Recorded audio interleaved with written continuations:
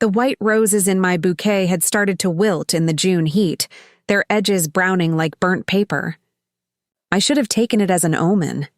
Instead, I stood in the bride's suite of the Meridian Grand Hotel, watching my reflection in the floor-length mirror, wondering if the tightness in my chest was normal wedding day nerves or something darker trying to claw its way to the surface. Before we jump back in, tell us where you're tuning in from. And if this story touches you, make sure you're subscribed, because tomorrow, I've saved something extra special for you.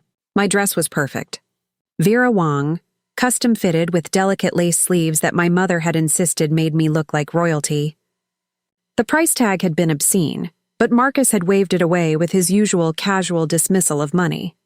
"Nothing but the best for my queen," he'd said, kissing my forehead in that way that used to make me feel cherished but lately just felt possessive. "You look absolutely radiant." "Claire," my sister Rachel said from behind me, adjusting the cathedral train for the 100th time. Her smile was tight, forced. We both knew what she really wanted to say, what she'd been trying to say for the past 6 months. "Don't do this. He's not who you think he is." But the invitations were sent, the deposits paid, and 300 guests were already filing into the grand ballroom downstairs. 300 witnesses to what was supposed to be the happiest day of my life. I touched the diamond necklace at my throat. Marcus's wedding gift to me, presented last night at the rehearsal dinner with theatrical flourish. 18 carats, he'd announced to thunderous applause, as if the value of the gems could somehow quantify his love.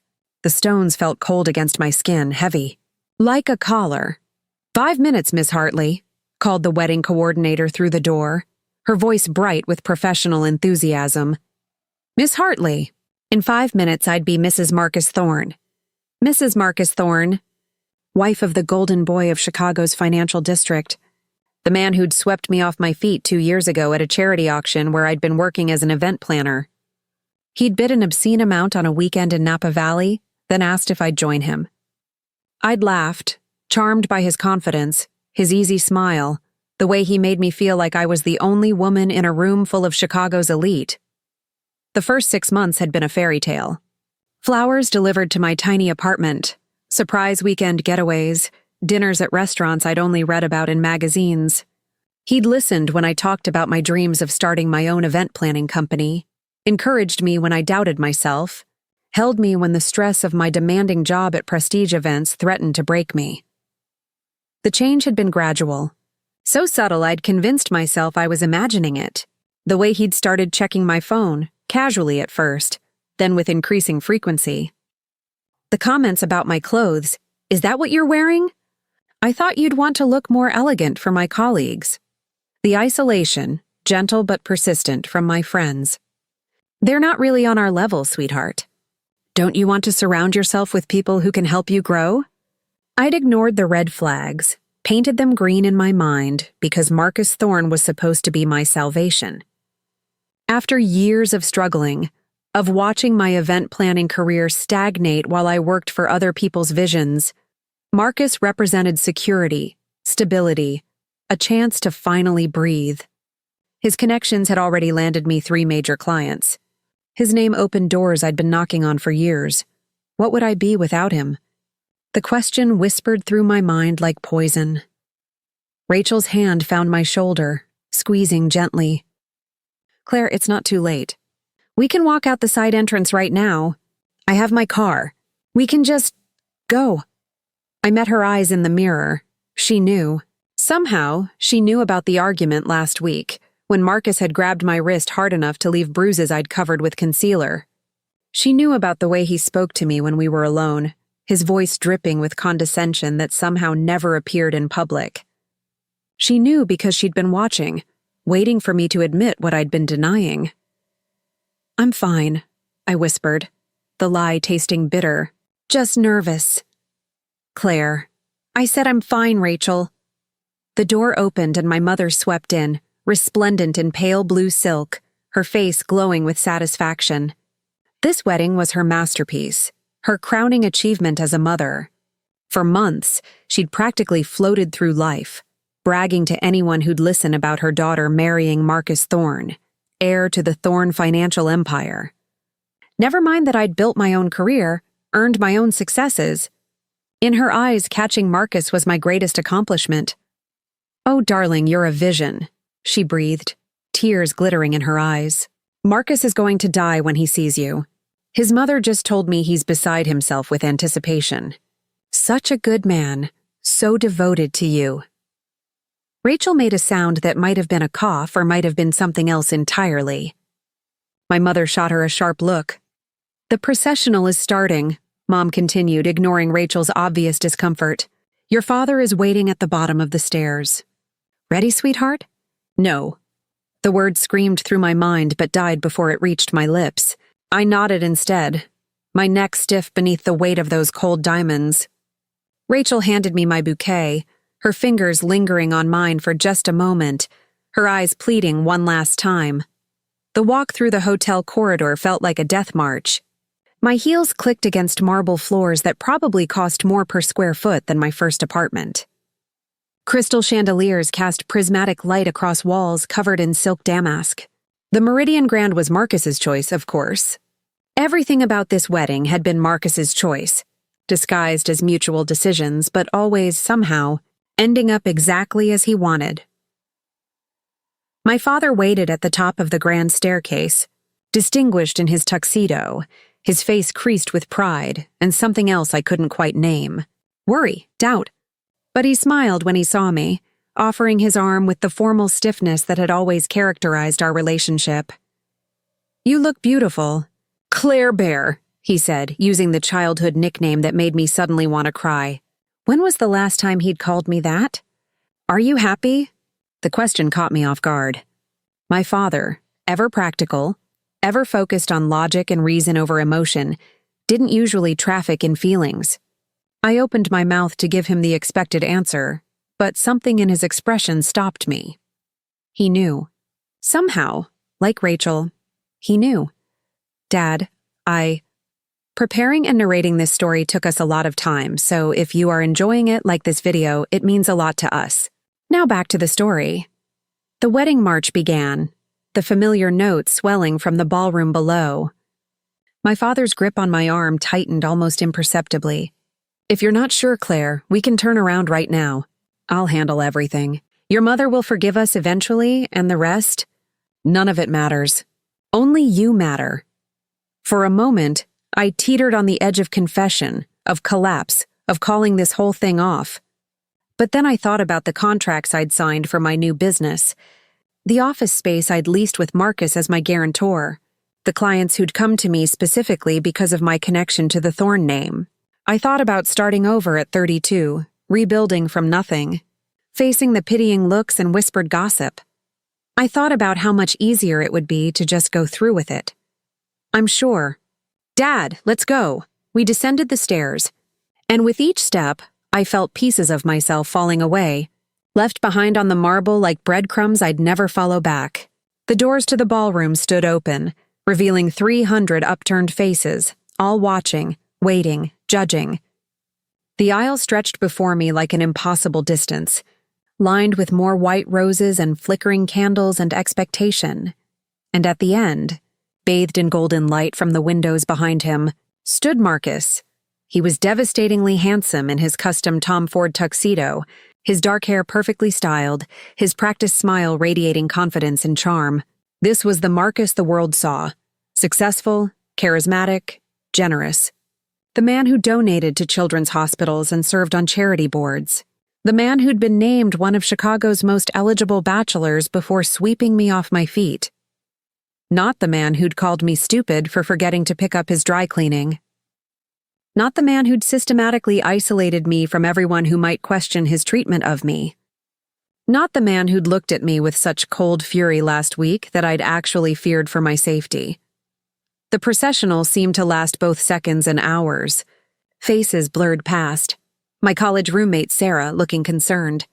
Marcus's business partner Derek, smirking in that way that always made my skin crawl.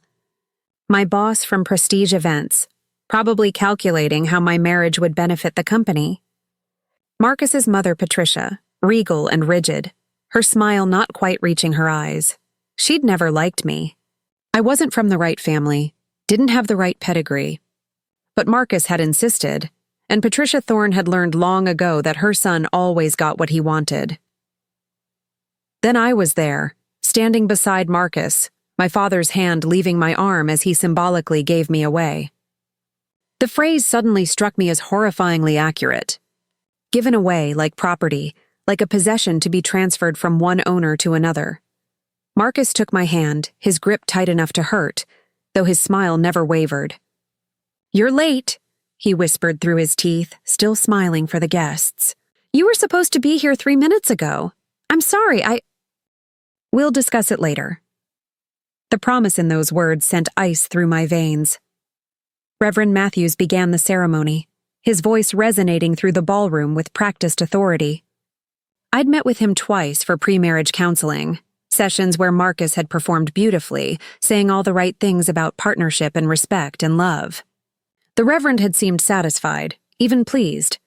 He had no idea what happened behind closed doors, did anyone?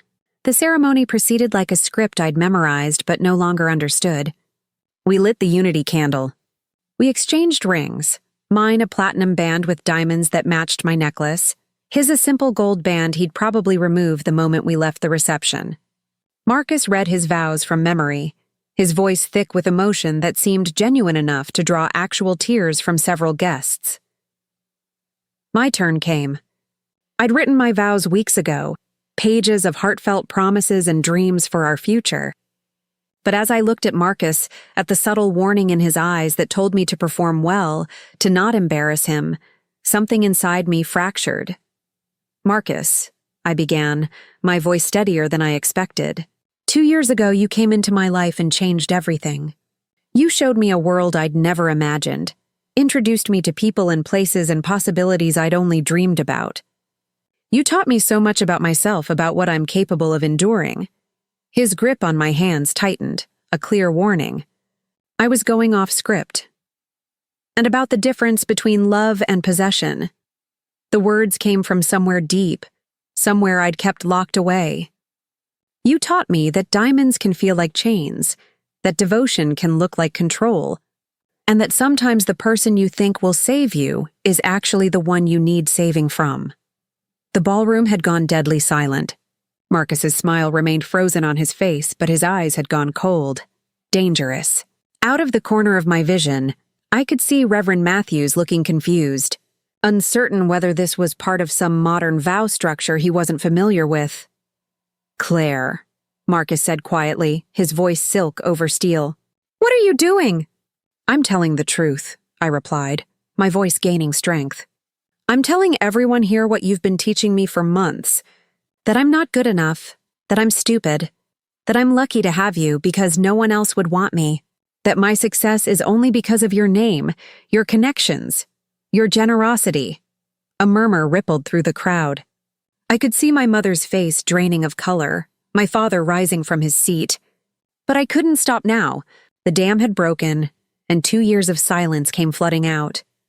I'm telling them about the bruises I cover with makeup, the friends I've lost because you convinced me they were toxic, the career I've built that you take credit for, the woman I used to be before you systematically dismantled her piece by piece. That's enough. Marcus's voice was low, deadly. The mask was slipping now, revealing the fury beneath. "You're being hysterical. The stress of the day, don't." I pulled my hands from his grasp.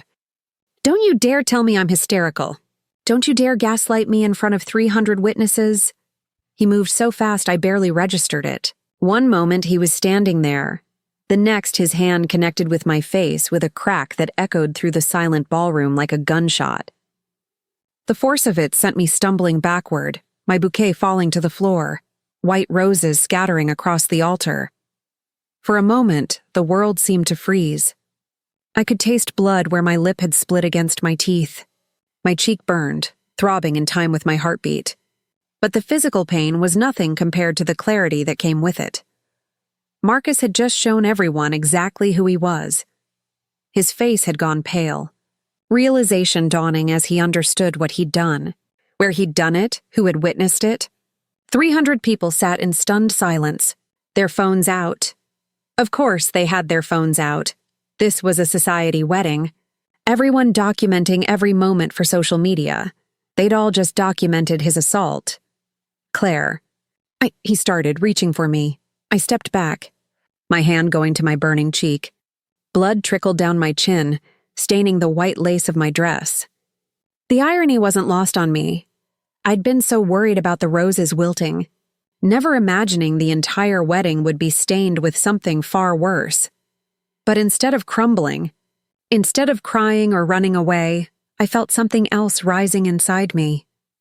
Not fear, not shame. Something harder, colder, sharper, power, because Marcus Thorne had just made the biggest mistake of his life.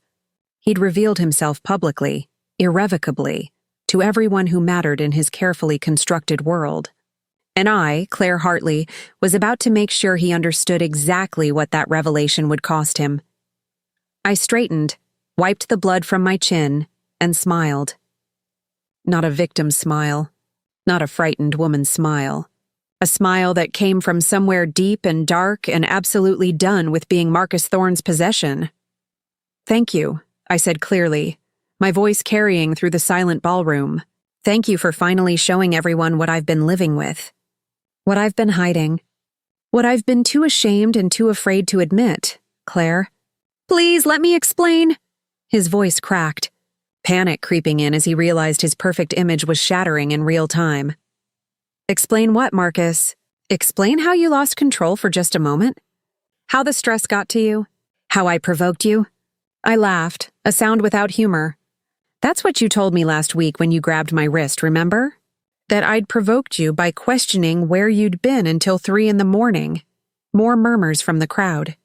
Marcus's business partner Derek had gone very still, his expression calculating. Patricia Thorne looked ready to faint. My mother had her face in her hands. But my father was moving forward, his face set with barely controlled rage. "Don't!" I said, holding up a hand to stop him. "This is mine to handle." I turned back to Marcus, who stood frozen, his carefully constructed world crumbling around him. "You wanted to know what I'm capable of? Let me show you. Let me show everyone." I reached into my bouquet holder, the one thing the bridesmaids hadn't taken when the flowers scattered. Inside, in a waterproof pocket I'd sewn myself just this morning, was a USB drive. Such a small thing to contain so much destruction. "For the past 3 months," I said, holding it up for everyone to see, "I've been documenting everything. Every threatening text message you sent and then deleted. Every controlling email about what I should wear, who I should see, how I should act. Every instance of you tracking my location, monitoring my calls, isolating me from anyone who might help me see the truth." Marcus's face had gone from pale to gray. "You're lying. You're making this up because you're angry. Am I?" I looked out at the crowd, at all the phones still recording. This drive contains screenshots, videos, audio recordings. 3 months of evidence, backed up in multiple locations.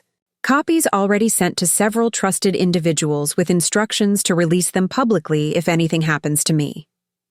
I'd learned that from my work in event planning. Always have a backup plan. And always protect your assets. In this case, the asset was my life, my freedom, my future. You see, Marcus, you taught me something important. You taught me to think strategically, to plan ahead, to never let anyone see your real moves until it's too late for them to counter. I smiled again, colder this time. You just never imagined I'd learn those lessons well enough to use them against you. The silence in the ballroom was absolute. 300 people watching the perfect society wedding transform into something else entirely. I could see the calculation happening on faces throughout the crowd. Who had business with Marcus? Who might be implicated by association? Who was already planning how to distance themselves? The assault we all just witnessed? I continued, my voice steady despite the throbbing in my face.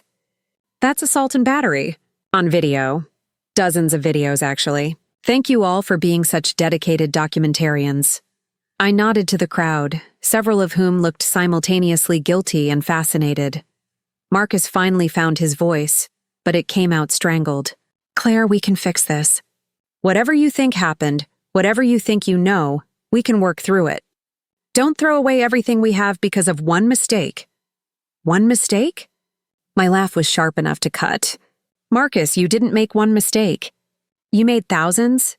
You just never thought you'd have to pay for them. I turned to Reverend Matthews, who looked completely lost. I don't think we'll be needing your services today, Reverend, though I may need you to testify about what you witnessed. Then to my father, who had tears in his eyes. Dad, can you call Detective Morrison? The one from your poker group? Tell him I need to file a police report. Claire Bear, of course. Right away. He pulled out his phone, his hand shaking, to my mother, who was staring at me like I'd become a stranger. Mom, I know this isn't the wedding you planned. I'm sorry for that. But I'm not sorry for choosing myself over your social ambitions. And finally, to Marcus, who stood there in his perfect tuxedo with his perfect life imploding around him. You wanted to know what I'm capable of? This is just the beginning. By tomorrow morning, every media outlet in Chicago will have access to the evidence I've compiled. Every business partner you have will see the real Marcus Thorne. Every charity board you sit on will be faced with proof of who you really are. You can't do this, he said, but there was no conviction in it. He knew I could. He knew I would. I already have. The press releases are scheduled to send at 8 tomorrow morning. But don't worry, I'm sure your lawyers are very good. They'll need to be. I bent down, gathered what remained of my bouquet, and walked back down the aisle I'd just walked up. But this time I wasn't being given away. I was taking myself back. The crowd parted before me like water, everyone instinctively drawing back from the blood-stained bride who'd just destroyed Chicago's golden boy in front of everyone who mattered. I could feel their eyes on me, their phones still recording, capturing every moment of my transformation from victim to victor. Rachel met me at the back of the ballroom, her face fierce with pride and tears. I have your bag. And the car. Let's get you out of here. Wait. I turned back one last time, my voice carrying through the silent hall. Oh, and Marcus? The business you started last month? The one you've been building with my client contacts? My industry relationships? My reputation? The one you made me sign over 51% of to you for tax purposes? His face told me he suddenly understood where this was going. I've been documenting that too. Every client you stole, every relationship you exploited, every lie you told using my name. My lawyers have a very interesting case for fraud, intellectual property theft, and breach of fiduciary duty. They're particularly excited about the parts where you forged my signature on several documents. I hadn't forged anything, of course, but I'd been careful, meticulous, making sure I had proof of every signature I'd been coerced or manipulated into making. My lawyer, the real one, not the one Marcus had recommended, had been building the case for weeks. By the time this is over, I continued, you won't just lose your reputation. You'll lose your business, your assets, and possibly your freedom. But you'll still have one thing. What's that? The question came out barely above a whisper. The knowledge that you did this to yourself. That if you'd just let me be an equal partner instead of a possession, if you'd treated me with basic human respect, none of this would be happening. You destroyed us, Marcus. I'm just making sure everyone knows it. With that, I turned and walked out of the ballroom, out of the Meridian Grand, out of the life I'd almost resigned myself to living. Rachel wrapped her arm around me, supporting me even as I held my head high.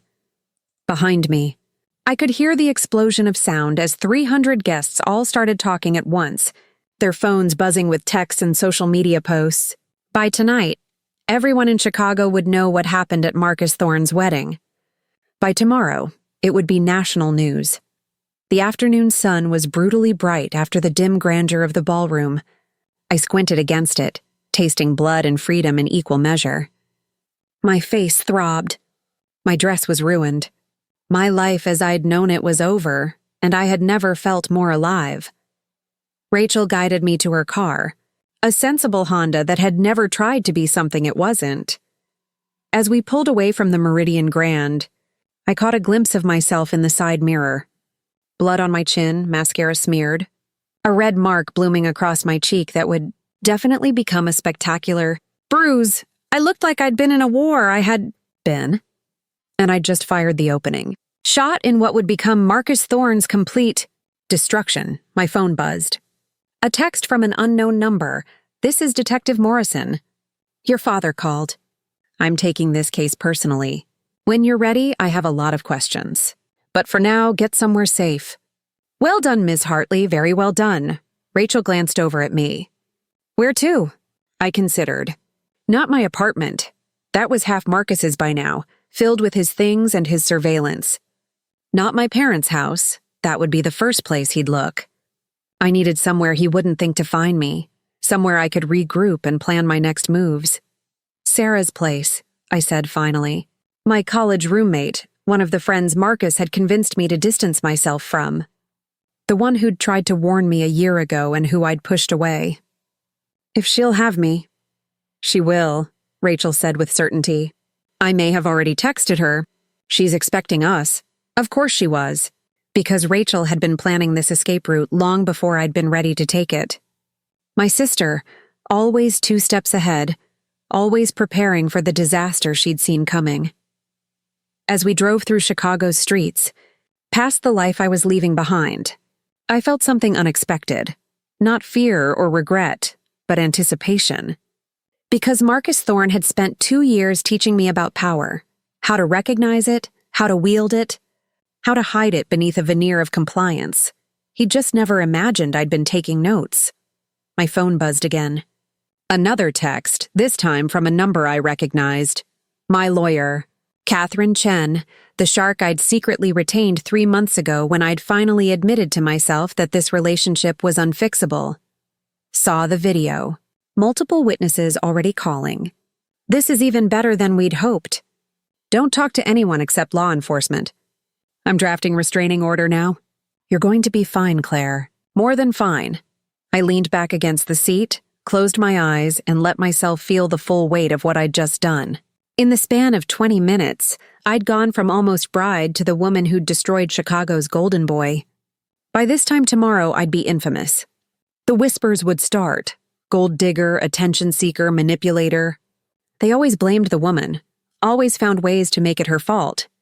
But I had something they didn't expect. Evidence. Mountains of it. Documented, verified, incontrovertible. And more than that, I had rage channeled into purpose, fear transformed into strategy, and every lesson Marcus had taught me about playing the long game. He'd wanted to own me. Instead, he'd armed me. The biggest mistake of his life. Rachel's phone rang. She glanced at the screen, then at me. It's Mom. Don't answer. Not yet. She's calling on repeat, Claire. She's probably losing her mind. She can lose it for a few more hours. I need time to think. But Rachel's phone kept ringing, followed by mine. Texts pouring in, from family, from friends I hadn't spoken to in months, from colleagues and acquaintances and people I'd met exactly once at networking events. Everyone wanting answers, wanting to know if the videos were real, if I was okay, if I needed help. Where were they 6 months ago when I'd started pulling away? Where were they when I'd canceled lunch dates and missed birthdays and slowly disappeared from my own life? But that was unfair. I'd hidden it well, wearing Marcus's diamond collar with a smile, pretending everything was perfect because admitting otherwise felt like admitting failure. They hadn't known because I hadn't let them know. That ended today. We pulled up outside, Sarah's apartment building, a modest walk-up in Lincoln Park that had once been my second home. I hadn't been here in over a year, not since Marcus had suggested, insisted, that Sarah wasn't good for my growth. Sarah was waiting outside, and the moment she saw me through the car window, her face crumpled. She yanked open the door before Rachel had even fully stopped, pulling me into a hug that made my battered face throb, but also made something tight in my chest finally loosen. "You magnificent disaster," she whispered fiercely. "I'm so proud of you," I could scream. "Come on, let's get you inside before the media circus finds you." Too late. A news van was already pulling up down the street. A reporter I vaguely recognized from local television jumping out with predatory eagerness. "Move," Rachel commanded. And we did, practically running into the building as the reporter shouted questions behind us. Sarah's apartment was exactly as I remembered, cluttered in a lived-in way, smelling of coffee and vanilla candles, walls covered with framed photos of adventures and friends and life fully lived. The life I'd been systematically extracted from. "Bathroom first," Sarah said. "All business. We need to document that bruise properly, clean you up, and then you're going to sit down and tell me everything." An hour later, I was cleaned up, photographed from every angle for evidence, and wrapped in Sarah's softest bathrobe with an ice pack pressed to my face. Rachel had gone to my apartment, with my father as backup, to collect essential items. Sarah sat across from me, her laptop open, already organizing the chaos that was about to become my life. "Okay," she said. "Talk to me. The planning, the evidence, the timing, this wasn't spontaneous. How long have you been preparing?" 3 months, I admitted. "That's when I found the burner phone." "The what?" "Marcus has a second phone. I found it hidden in his office at home. At first, I thought he was having an affair, which honestly would have been a relief. A clean reason to leave. But it wasn't that. What was it?" I took a breath, remembering the sick feeling when I'd scrolled through those messages. He was sabotaging me, sending emails from fake accounts to my clients, subtle things that made me look unprofessional, unreliable, telling them I was having personal problems, that I might not be able to deliver on contracts. And then he'd swoop in, all concern and support, offering to handle things through his connections. Sarah's face had gone very still. He was destroying your career, systematically, while pretending to build it up.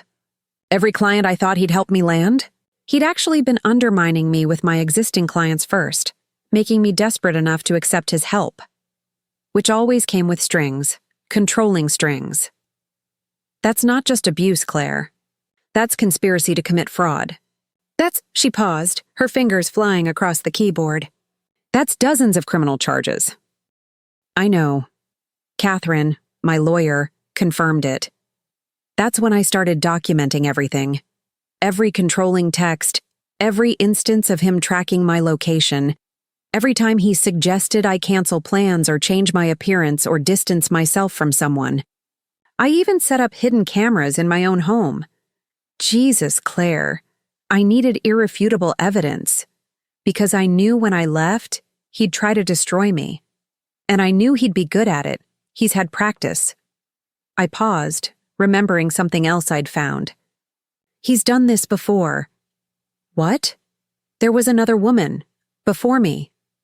I found court records, sealed, but my investigator managed to get details. She filed a restraining order against him 5 years ago, claimed abuse, stalking, financial manipulation. But Marcus's family buried it, paid her off, made it disappear. She moved to California and hasn't spoken publicly about it since.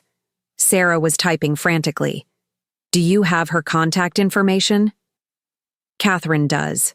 We've already reached out. She's considering whether she's ready to come forward. Her NDA expires next month. Convenient timing. Not really.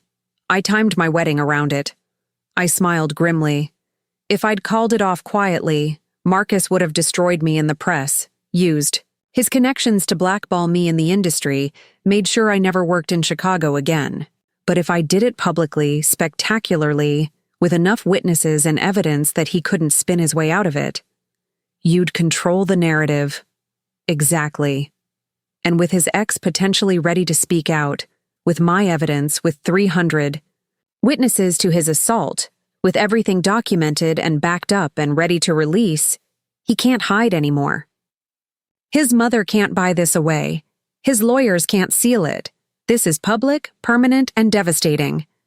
Sarah leaned back, studying me with something like awe. "When did you get so ruthless?"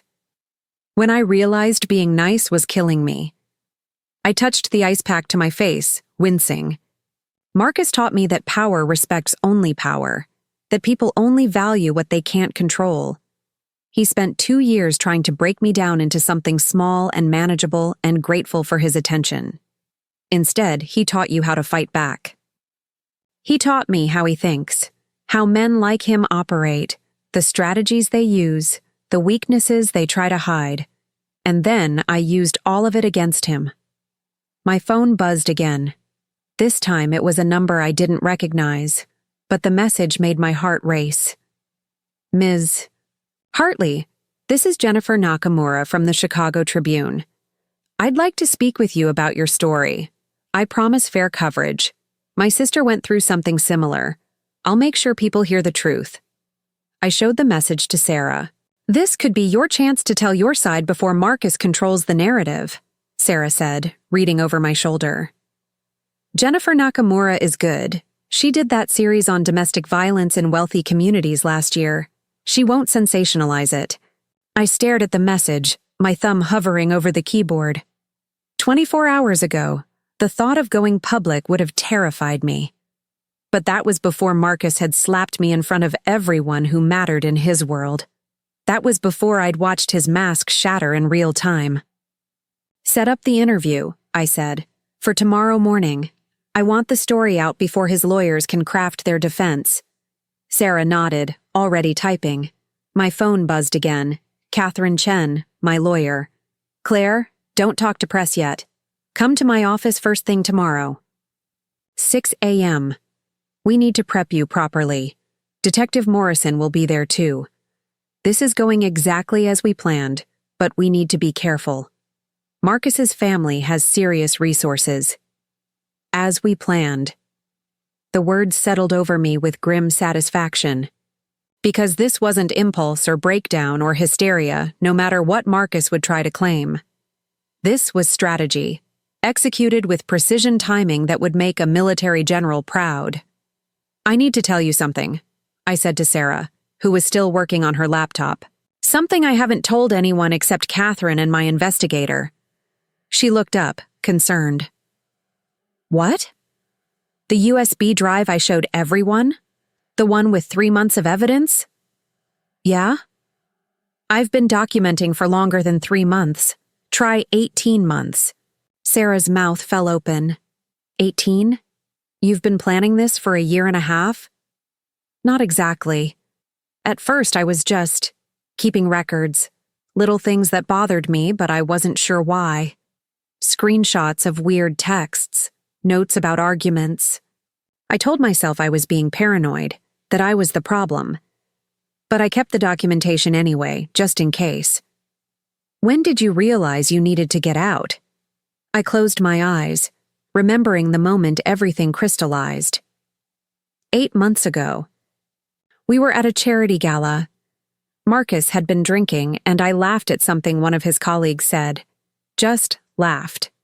When we got home, he cornered me in the bedroom and told me I'd humiliated him, that I was flirting, making him look weak.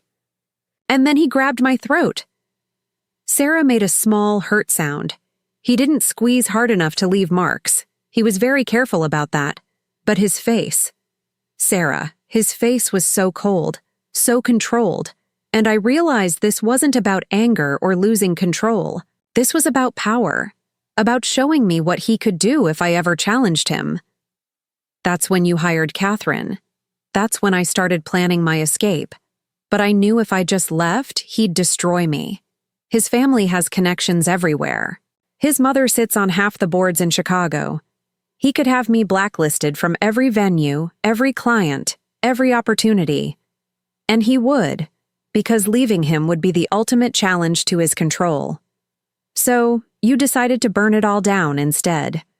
I decided to make it impossible for him to spin the narrative, to create such public, undeniable evidence that his family's money and influence couldn't bury it, to turn his own world against him using his own actions. My phone rang. Dad. Claire Bear, I'm at your apartment with Rachel. We've got 3 suitcases of your things. But there's something you should know. Marcus showed up. My blood went cold. Is Rachel okay? She's fine. I didn't let him near her.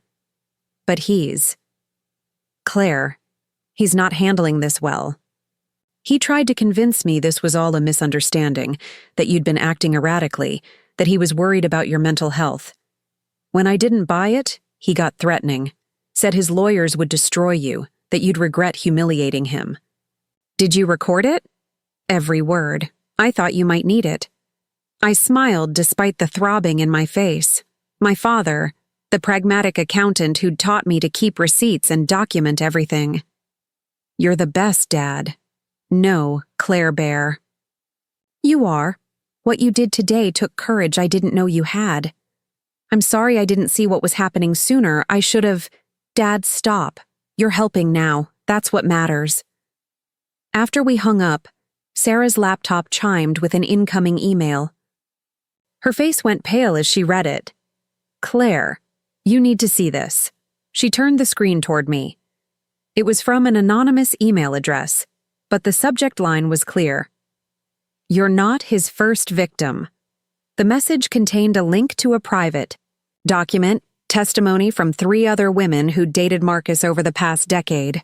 Each story was horrifyingly similar to mine. The charming beginning, the gradual isolation, the psychological manipulation, the threats when they tried to leave. And in 2 cases, restraining orders that had been quietly settled and sealed. How did they find you? Sarah asked. Catherine must have put out feelers through legal channels. She said if there were other victims, this was our chance to give them a voice. I scrolled through the testimonies, my stomach churning.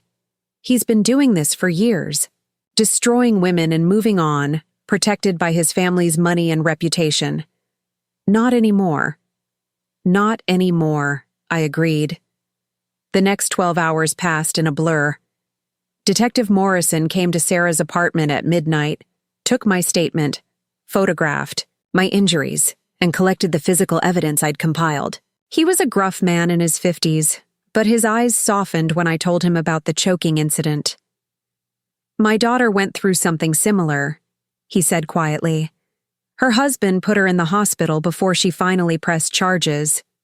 Seeing, you stand up for yourself today. You might have saved other women from going through what you did. Or I might have just made myself a target. That's why I'm going to personally make sure the restraining order is ironclad, and why I'm assigning protection detail to you and your family until Marcus Thorne is processed and charged. Men like him don't handle public humiliation well. He was right to be concerned. By morning, my phone was flooded with messages from numbers I didn't recognize. Most were supportive, but some were vicious. Gold digger, attention whore, crazy bitch who ruined a good man's life. The misogyny was predictable, but still stunning in its cruelty. But for every hateful message, there were 3 more offering support. Women sharing their own stories of abuse. Men apologizing for times they'd dismissed warning signs. Domestic violence organizations reaching out with resources and requesting to partner on awareness campaigns. I'd become a symbol overnight, the bride who fought back. At 6 a.m., I walked into Catherine Chen's downtown office with Rachel and Sarah flanking me like bodyguards. Catherine was already there, impeccably dressed despite the early hour, her war room of legal documents spread across a massive conference table. Good morning, Ms. Hartley, she said with a shark smile. Ready to destroy a man's life? He destroyed his own life. I'm just making sure everyone knows it. Detective Morrison arrived moments later with news. We've arrested Marcus Thorne on charges of assault and battery. He made bail an hour ago. His mother posted it. But here's the interesting part. When we searched his home office, we found the burner phone you mentioned. And several others. Claire, he's been monitoring multiple women. My blood ran cold. What do you mean? Stalking apps, GPS trackers, spyware on their phones and computers. Some of them are ex-girlfriends. Some are colleagues. One is his own sister, Catherine's expression hardened. That's illegal wiretapping, stalking, invasion of privacy. We're talking federal charges now. His lawyers are already working damage control, Morrison continued. They're claiming you provoked him, that he acted in a moment of stress, that he's willing to enter anger management and make restitution. Absolutely not, I said firmly. I'm not settling. I'm not accepting an apology. I want every charge prosecuted to the fullest extent of law. That's what I wanted to hear. Catherine pulled out a thick folder. Because I've been busy. Your documentation was extraordinary, but I found more. Financial records showing Marcus has been siphoning money from joint accounts you didn't know existed. Contracts he signed in your name without authorization. And most damning, communications with his previous victims explicitly threatening them into silence. Can we use that? With their permission, yes. And I've spoken with 2 of them this morning. They're ready to testify. Your courage yesterday gave them courage. The interview with Jennifer Nakamura happened at 8 a.m. in Catherine's conference room. The journalist was younger than I expected, sharp-eyed and direct, with a recording device and a notebook filled with preliminary research. Ms. Hartley, thank you for speaking with me. I know this must be incredibly difficult. Call me Claire. And it's not difficult anymore. It's necessary. For the next 2 hours, I told her everything. The gradual isolation, the financial manipulation, the surveillance and control, the escalating psychological abuse that had nearly convinced me I was the problem. I showed her the evidence, screenshots, recordings, the testimony from other victims. I let her photograph my bruised face, the fingerprint marks on my wrist from last week that I'd finally stopped hiding. Why did you wait until the wedding? Jennifer asked. Why not leave sooner? Because leaving quietly would have given him the power to control the narrative. His family would have buried it, paid me off, made me sign an NDA, and moved on to the next victim. By doing it publicly, with witnesses, with evidence too extensive to dismiss, I took that power away from him. Some people are saying you planned this, that you manipulated the situation to humiliate him. I met her eyes steadily. I documented his abuse. I collected evidence of his crimes. I protected myself the only way I could. If he feels humiliated, it's because his own actions were exposed, not because I manipulated anything. He hit me in front of 300 people. That was his choice, not mine. What do you want to happen now? I want him prosecuted. I want his other victims to feel safe coming forward. I want people to understand that abuse in wealthy, educated communities is just as real and dangerous as anywhere else. And I want other women in my situation to know they can fight back. The article went live at noon. By 1 p.m., it had been shared 50,000 times. By 3 p.m., every major news outlet in the country was covering the story. The wedding videos had gone viral, viewed millions of times, with the hashtag Claire's wedding trending worldwide. Marcus's world collapsed in real time. His business partners released a statement distancing themselves from him. 3 major clients pulled their contracts. His mother resigned from 2 charity boards preemptively. The athletic club where he networked revoked his membership. His friends, those performative allies who'd laughed at his jokes about my unemployment, suddenly couldn't remember his phone number, and the other victims started coming forward. By evening, 7 women had publicly shared their stories of dating Marcus Thorne. The pattern was undeniable, the evidence overwhelming. What had started as my personal stand against one abuser had become a movement, a reckoning, a public dissection of how wealthy, charismatic men use their privilege to harm women with impunity. Claire, you need to see this, Sarah said, pulling up a news broadcast. Patricia Thorne, Marcus's formidable mother, was giving a press conference. I expected her to defend him, to use her influence to attack me. Instead, her face was drawn, aged a decade in a single day. I want to apologize, she said, her voice breaking, to Claire Hartley and to every woman my son has hurt. I was aware of concerning behavior over the years.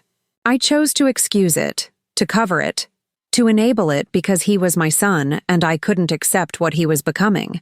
My actions protected a predator and endangered innocent women. I will be cooperating fully with law enforcement and establishing a foundation to support domestic violence victims. It's the least I can do to atone for my failures. I sat back, stunned. Patricia Thorne, the ice queen of Chicago society, had just publicly admitted her son was an abuser. The fortress Marcus had relied on for protection had crumbled from within. His own mother just threw him under the bus, Rachel breathed. No, I said slowly. She's finally telling the truth. That takes courage. My phone rang. Marcus's number. Against my better judgment, I answered on speaker with Catherine present. Claire. His voice was raw, desperate. Please, you have to make this stop. You have to tell them it was a misunderstanding. No. I'll give you anything. The business, money, whatever you want. Just please, call off your lawyers. Tell the press you exaggerated. Marcus, I'm not going to save you from the consequences of your own actions. I loved you. The desperation cracked into rage. I gave you everything. I made you somebody. You isolated me. You controlled me. You hit me. That's not love, Marcus. That's ownership. And I'm done being owned. You think you've won? You think destroying me makes you strong? You're nothing without me, Claire. Nothing. Catherine leaned toward the phone. Mr. Thorne, this is Catherine Chen, Ms. Hartley's attorney. This call is being recorded and will be submitted as evidence of harassment and witness intimidation. I strongly suggest you contact your own legal representation and cease all communication with my client. The line went dead. Well, Catherine said with satisfaction, that should add nicely to the restraining order violation we're filing. The next few weeks were brutal. Marcus's legal team tried everything. Character assassination, leaked emails taken out of context, claims that I'd been scheming to steal his money all along. But every attack was countered by evidence, by testimony from other victims, by the undeniable video of him hitting me at our wedding. The preliminary hearing was swift. The judge, a woman in her 60s with steel gray hair and no patience for legal theatrics, reviewed the evidence and set bail conditions that essentially placed Marcus under house arrest with electronic monitoring. Mr. Thorne, she said coldly, you are to have no contact with Ms. Hartley or any of the other alleged victims. You are not to leave your residence except for legal appointments and court appearances. Given the wealth of evidence against you and the number of complainants, I consider you a significant flight risk and a danger to the community. Marcus's face as he was let out, monitored ankle bracelet in place, was the face of a man who'd finally realized he wasn't untouchable. 3 months later, I sat in a different courtroom for the trial. 8 women testified against Marcus, their stories forming an undeniable pattern of predatory behavior. The evidence was overwhelming: surveillance equipment, threatening communications, financial fraud, assault. I was the last to testify. As I walked to the stand, I felt the weight of every woman who'd been silenced, every victim who'd been paid off and hidden away. This was for all of us. Ms. Hartley, the prosecutor said gently, can you tell the court what happened on June 15th at your wedding? I told them. Every detail, every moment, every calculation that had gone into surviving and escaping a man who'd tried to erase me. When I finished, there wasn't a dry eye in the courtroom, except Marcus's. He stared at me with cold hatred, and I stared back without flinching. I wasn't his victim anymore. The jury deliberated for 3 hours. Guilty on all counts: assault, stalking, fraud, illegal surveillance, witness intimidation. When the verdict was read, Marcus showed no emotion, but his hands were shaking. The judge sentenced him to 6 years in prison, with additional penalties for the financial crimes. His law license was revoked. His assets were frozen pending civil suits from his victims. The Thorne family empire, built over generations, was irrevocably tarnished. Outside the courthouse, I gave one final statement to the press. Justice today isn't just for me. It's for every woman who's been told she's overreacting, that abuse in a nice suit is somehow less dangerous, that leaving means losing everything. I'm here to say you can fight back. You can win, and you don't have to do it alone. The crowd erupted in applause. I saw women crying, holding signs that said, I stand with Claire and we're survivors united. What had started as my personal horror story had become something bigger, a conversation, a movement, a refusal to let abusers hide behind wealth and charm. 6 months after the trial, I stood in my new office, Claire Hartley Events, my company, solely mine, built on my terms with my vision. The past year had been the hardest of my life, but also the most transformative. I'd faced my abuser, exposed his crimes, and reclaimed my life piece by piece. Sarah walked in with coffee and a knowing smile. Big day. First celebrity wedding since you became famous. Infamous, you mean. Tomato. The point is, you're booked solid for the next 2 years. Apparently, every woman in America wants the woman who destroyed Marcus Thorne planning their wedding. I laughed. It felt good. genuine in a way laughter hadn't felt in years. Let's hope their weddings go better than mine did. My phone buzzed. A message from Patricia Thorne, who I'd been cautiously communicating with as she worked to make amends. Claire wanted you to know, the foundation just funded its 100th domestic violence shelter. None of this would have happened without your courage. Thank you for saving my son's future victims. I'm sorry I couldn't save his past ones. I showed it to Sarah. She's trying. More than trying. She's actually doing something. Rachel burst in, waving her phone. Turn on the news. Right now, we did. The anchor was announcing breaking news. Marcus Thorne, currently serving time for multiple counts of assault and fraud, has been charged with additional crimes after prison officials discovered he was attempting to organize harassment campaigns against his victims from behind bars. This new charge could add years to his sentence. He can't help himself, Sarah said. Even in prison, he has to try to control things. Good, I said firmly. Let him keep digging his own grave. The deeper he goes, the safer we all are. That evening, I sat on my new apartment balcony, a beautiful space in a building Marcus had never set foot in, paid for entirely by my thriving business.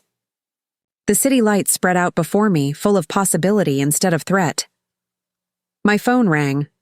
A number I didn't recognize, but I'd learned to be cautious. Hello? Ms. Hartley? This is Amanda Chen. You don't know me, but I just left my husband after 15 years of abuse. I saw what you did, how you fought back, and I realized I could too. I'm calling to say thank you. You saved my life. I closed my eyes, feeling tears I hadn't expected. Amanda, you saved your own life. I just showed you it was possible. Still, thank you. After we hung up, I sat in the gathering darkness and thought about the woman I'd been a year ago. So afraid. So convinced she had to accept cruelty as the price of security. That woman would barely recognize me now. I'd lost things. My naivety. My trust in appearances. My belief that love alone was enough. But I'd gained so much more. My strength. My voice. My absolute certainty that I would never again let anyone make me small. The wedding that never was had become my liberation. The slap that should have broken me had instead shattered every chain Marcus had spent 2 years wrapping around me.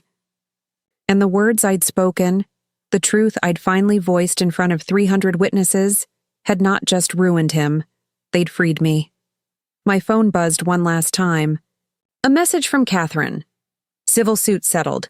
Marcus's remaining assets being distributed to his victims per the agreement. Your portion alone is enough to fund your business expansion and then some.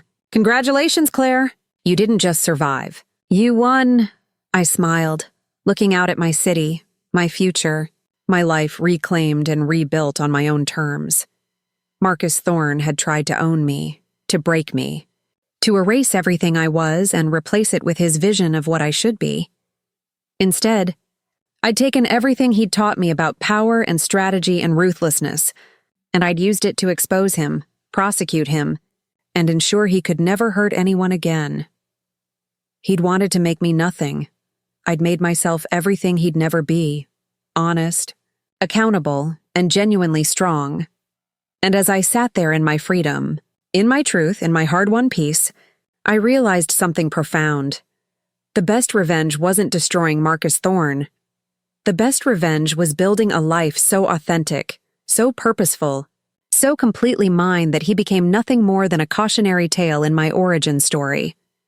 A chapter I'd closed, a lesson I'd learned, a monster I'd defeated. And now? Now I was just beginning. The lights of Chicago twinkled below like promises waiting to be kept. Tomorrow I'd plan someone else's perfect wedding. Next week, I'd speak at a domestic violence awareness event. Next month, I'd mentor 3 young women trying to escape abusive relationships. But tonight, I sat with myself, scarred but unbroken, damaged but healing, forever changed but finally, completely free, and that was the truest happy ending I could have asked for. Up next, you've got 2 more standout stories right on your screen. If this one hit the mark, you won't want to pass these up. Just click and check them out, and don't forget to like, subscribe, and turn on the notification bell so you don't miss any upload from us.